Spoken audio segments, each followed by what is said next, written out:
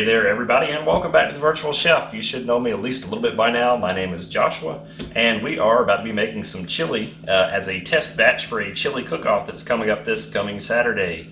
Now it is fall, even though it doesn't feel like it outside, so it is technically chili time. Anyway, if you like, we'll go ahead and get to cooking it. Actually, it doesn't matter if you like it or not, we're still going to do it. So, what we have here is a frozen chuck roast. This is 2.6 pounds worth of meat, which is way more than what I need for right now. But I'm still going to cook it all right now and get it seasoned up for the rest of the chili later on. And we'll just reserve that because it's just a few days away. These right here are our cowhorn chili peppers that we grew out in the yard. And our team name this year for the chili cook-off is going to be the Cowhorns based on that. This is a pretty spicy pepper that's going to give a good flavor to the chili. And this is our definitely not nachos. It's chili seasoning made by Chef Peck, sort of. So we're going to be using our Instant Pot pressure cooker to cook this beef. This is the easiest way to do it if you're working from still frozen. Down in the bottom are some onions and clover too. Now this is not going to fit in here perfectly right now. However, what I'm anticipating is going to happen is that after I add this 1 cup of water to the bottom of the pot, I can shove it in there maybe. That's not going to work. I'm probably going to need to let this thaw at least a little bit where I can cut it in half. So after the dangerous cameraman cut this chunk of beef in half, even though it was frozen, I managed to get it to fit in the Instant Pot. So now some of our chili spice here, I'm just going to generously sprinkle that all over the top of the meat. Make sure it gets on all the part that's exposed. What falls off, it's just going to flavor the water underneath, and it's still going to be used. So, that being said, let's get to cooking. After pressure cooking our beef for 45 minutes and letting it natural release just a little bit for 10 minutes, it's time to see if it's done and then get to shredding it up. So, let's go ahead and release whatever pressure is still left in here by turning the pressure knob to venting. Oh, listen to that sad whoosh. Sad whoosh.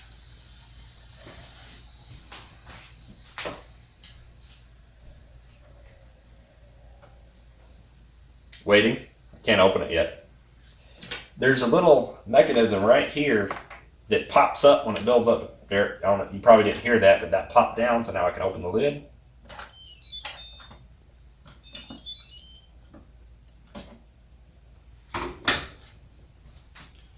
Is it beef-like? Yes, it is. But is it done?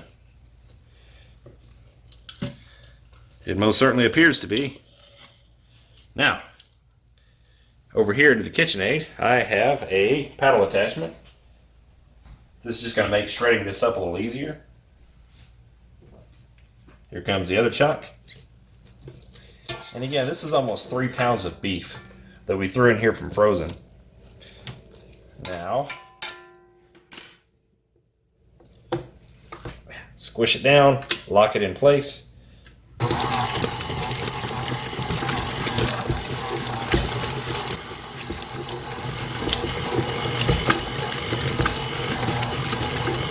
KitchenAid's going to sue us for abusing their equipment. And by the way, this is just on speed number 1, because if I turn it on high, this meat is going to launch out everywhere. Alright, now, so you remember I had some onions and garlic down on the bottom of that? That was just there for flavoring to kind of hold up the meat. I have a strainer over a bowl that I'm going to pour this off into.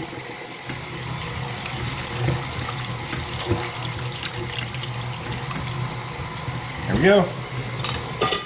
Alright, so now what I'm looking for is about 2 cups worth of water, because I have 4 ounces of beans here. I'm trying to do 4 times the amount of water to the amount of dry beans that we have.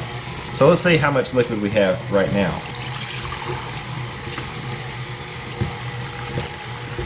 That's it?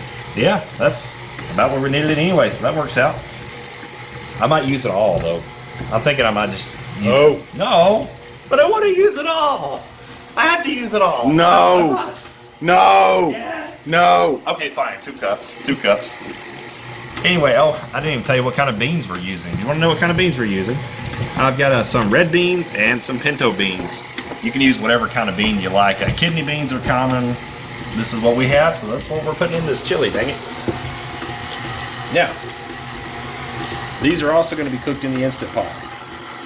There's our chili flavored liquid. And the beans, which I almost dropped. Gotta lid this back up. Whoops. Oh, hey, by the way,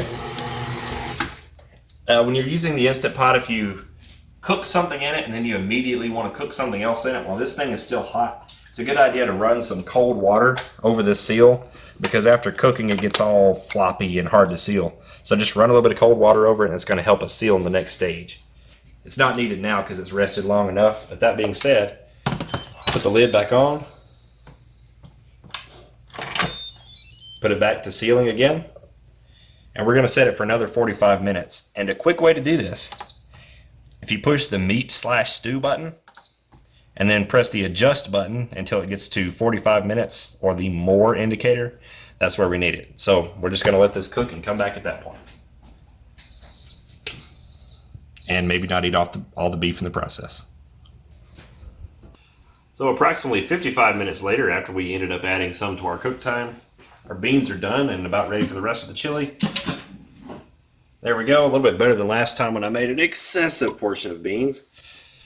I'm going to go ahead and drain these beans. I'm going to keep the liquid, but I'm separating them out so we can control the portions a little better. Same bowl you saw from earlier, same liquid down on the bottom.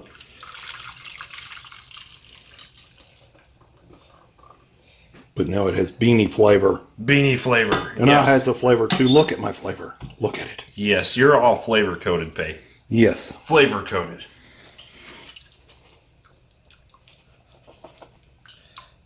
Alright, so there's the rest of our liquid and our beans, and this can just rest here for a little while we work on the rest of our veggies and other things that go into the chili.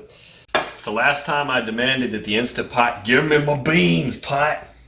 Now this pot demands beans from this human. Give me my beans, human.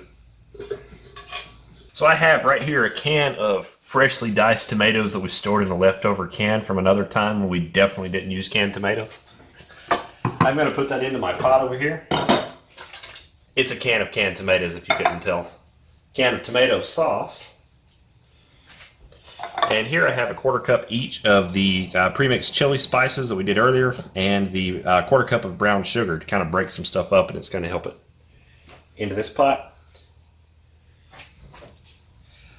A couple of bay leaves, because they seem to go just about any kind of stew type deal. And I think that's all that's going into the pot right now. I'm going to go ahead and get that headed on its way to a boil while I'm working on this. Remember the cow horn peppers I was telling you about earlier? I'm just going to use one of these for today because, like I said, these are pretty potent and we're not making a huge amount of chili. So we want to give it some heat without killing us. Now, start off by cutting the top off. I'm going to do the same for the tip on the bottom. And then take the point of the knife right down the middle and just split it. I like to flip it and repeat the same thing on the other side. From there, you can open it up. And we want to keep the seeds, so I'm just going to rake them out into this bowl. Getting some of the stems there too, but we'll pick that out ourselves later. Now obviously you don't have to keep the seeds of your peppers. We just want to do that so that we can grow some more. By the way, a quick note about handling hot peppers.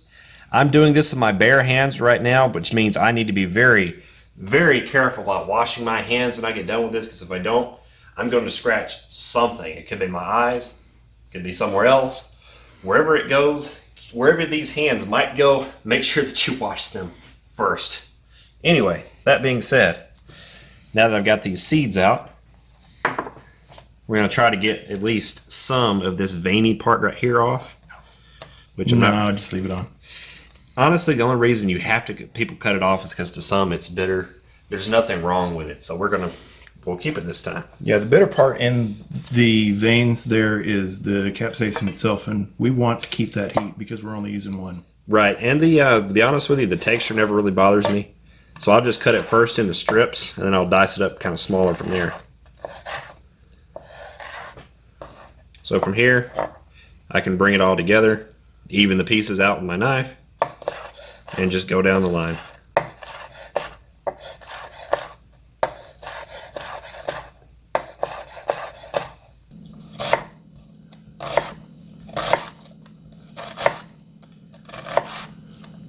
Okay. All right, so over here, my pot of tomatoes and tomato sauce and seasoning is all boiling. Now, let me get my veggies over there.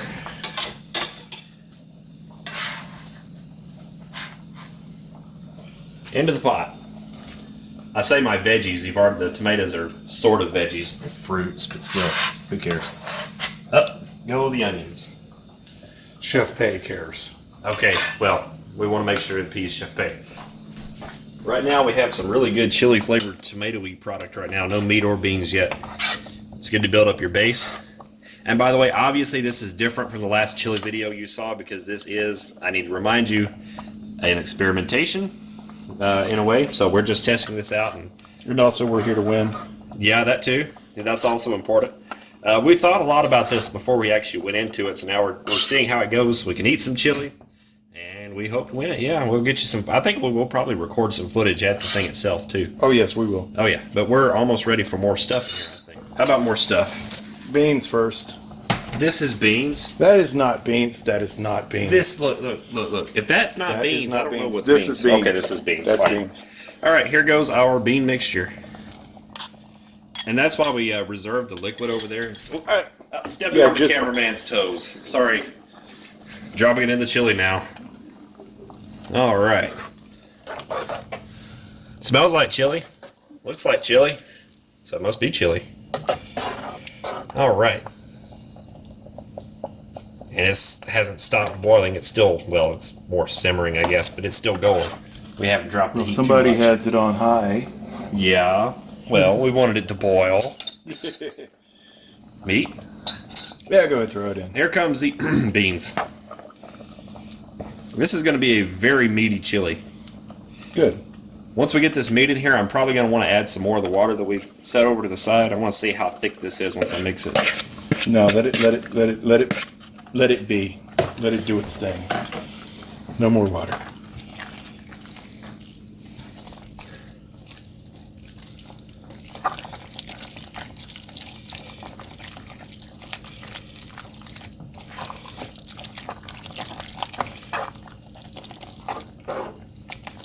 Oh, that's so beautiful.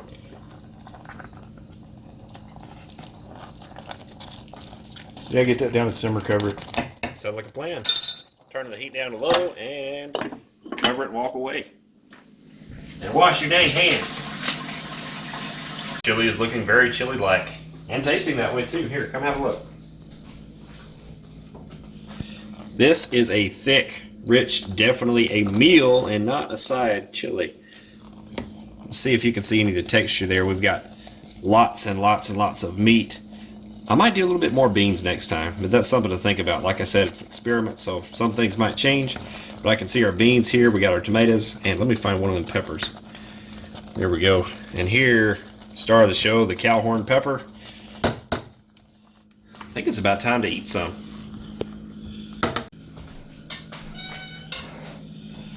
Okay, so I have this bowl right here that has measurements on it, and I ended up with 2 quarts of chili. That's my yield for this particular recipe we did.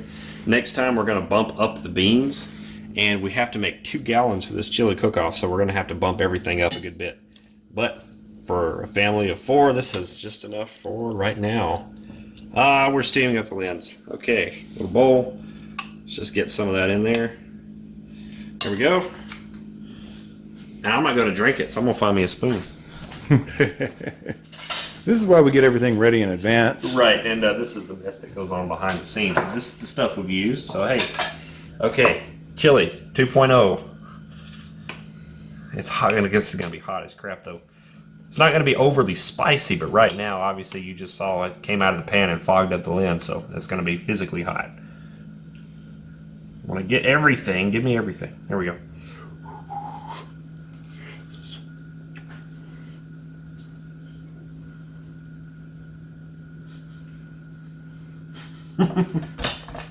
What? 2 things. 1, that's good chili. 2, that's really hot. And 3, in the words of last time, I have to wash my cell phone. You see, listen, last time I said something. I had a mouthful of hot chili. I was trying to say something. I don't know what I actually said. And every time we go back to the video, the only thing I can hear is, I gotta wash my cell phone. I have no idea what I said. If you go back and watch the old chili video, could you tell me what I said? Because I have no idea what it was. Yeah, I think I said I gotta wash my cell phone. That's exactly what it sounded like. Anyway, this is our chili. We're gonna eat it. And hopefully, we'll win this cook-off. And one other thing, we're going to let that stuff, some of that is going to sit in the fridge for a couple of days so that we know what the final product is going to be like. Right, because when we go to the cook-off itself, we're actually going to cook our chili in advance and let it hang out in the fridge for a couple of days. Because I don't know, if you eat chili, if you make chili, you've probably experienced the fact that it's a whole lot better after it's had time to hang out in the fridge for a while. So, after our leftovers sit for 2 days, then it's going to be almost time to make the new chili. But nonetheless, we'll know what this is going to do in the fridge. Right now, we know what it's done right now after, 15, 20 minutes of simmer time. And that's a good product right now. That's good chili. So, make the chili if you want. It might change, but we're going to keep you updated. Thanks for watching this one, and we'll see you next time.